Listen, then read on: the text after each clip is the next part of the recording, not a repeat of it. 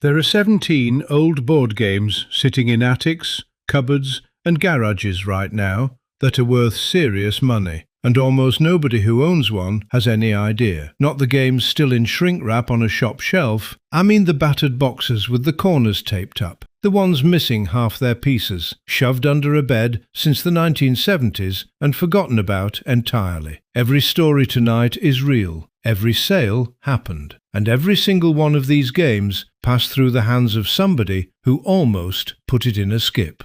The one waiting for you at number 1 isn't a board game most people would even recognize as valuable, and copies of it have sold for tens of thousands of pounds because of 3 tiny pieces most owners threw away without a second glance. I want to be straight with you before we go any further, since false hope helps nobody in this trade. Most of what's in your loft is exactly what it looks like. A game with half the counters missing, worth nothing to anybody but a landfill. I've cleared more houses than I can count, and 9 times out of 10, the games go straight in the bin pile with the magazines and the broken lamps. But every so often, in among the ordinary stuff, there's a box that stops a valuer in his tracks.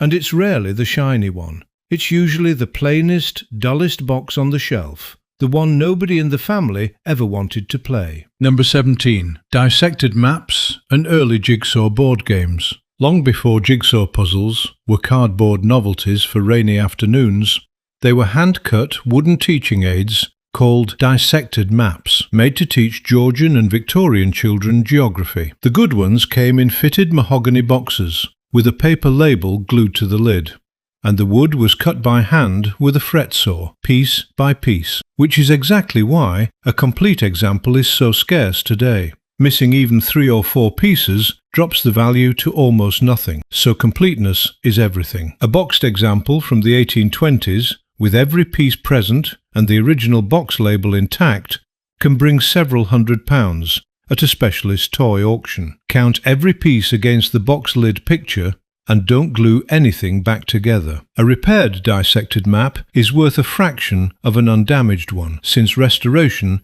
is instantly obvious under a loupe. Number 16. Old Ouija boards, the mystifying oracle sets. The Ouija board most people picture from horror films started life as a perfectly ordinary parlor game, patented in America in the 1890s under the name Mystifying Oracle. Early boards, produced by the original Kennard Novelty Company, with the distinctive sun and moon border and the word Ouija printed in an ornate arch across the top, are the ones collectors hunt for hardest. An early boxed example in good condition, with its original planchette and instruction sheet, can sell for well over £1,000, and the earliest hand-lettered prototypes have gone for many times that at specialist auctions. Check the border pattern and the maker's name printed along the bottom edge, since dozens of copycat companies produced near-identical boards in the following decades, and the difference between an original and a copy is often a single line of small print. Number 15. Pre-war tin and wood horse racing games. Between the 2 world wars, tabletop horse racing and motor racing games with hand-painted, lithographed tin boards were enormously popular parlour entertainment, complete with tin horses on tracks and a spinning dial. Almost all of them were played to destruction, the tin corners bent, the paint chipped from decades of small hands. A boxed example with its original tin horses, undamaged lithography, and working spinner mechanism can bring several £100, since so few survived intact. Check the underside of the tin pieces for a maker's stamp,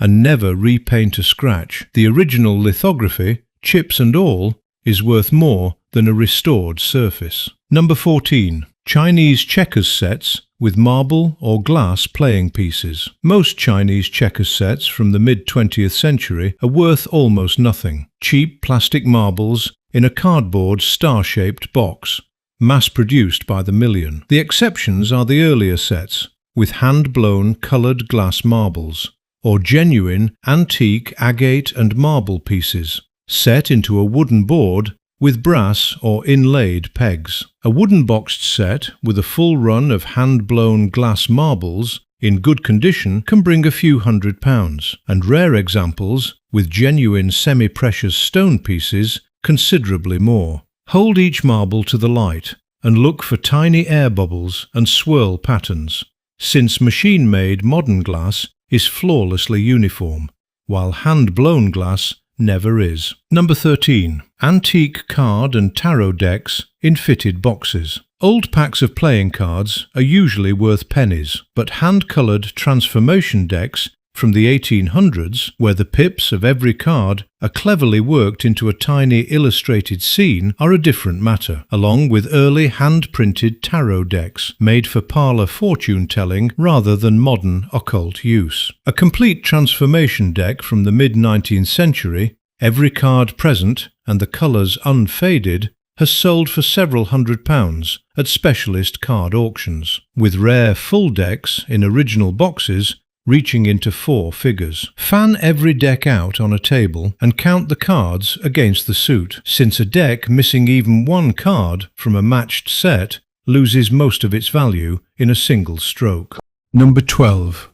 Early Trivial Pursuit prototype and first run sets. Trivial Pursuit was dreamed up by 2 Canadian journalists in 1979, and the earliest hand-assembled prototype sets, made before the game found a publisher, are among the most sought-after pieces in modern board game collecting. A small number were given to friends and early investors, with hand-typed question cards rather than the printed ones everybody knows. A verified prototype set has sold privately for thousands of pounds, and even an early first edition Genus edition box set from 1981 in undamaged condition with all 6 wedge pieces present brings a solid sum among collectors. Check the copyright date printed on the underside of the box and the style of the question cards, since the earliest print runs used a noticeably different typeface from every reprint that followed. Number 11. Backgammon sets with inlaid wood and bone or ivory pieces. A plain folding backgammon board from a charity shop is worth almost nothing, but a heavy set with genuine marquetry inlay, hinged brass fittings, and pieces carved from bone or antique ivory rather than plastic tells an entirely different story, particularly if it carries a maker's mark from a known cabinet workshop. A well-preserved 19th century inlaid set with its original pieces and dice cups has sold for several hundred to over £1,000 at auction, with exceptional examples reaching considerably higher. Open the board fully and run a finger along the inlay lines, since real marquetry has slightly raised, textured seams that printed plastic imitations never do, and check the weight of the playing pieces in your palm. Bone and ivory sit noticeably heavier than plastic.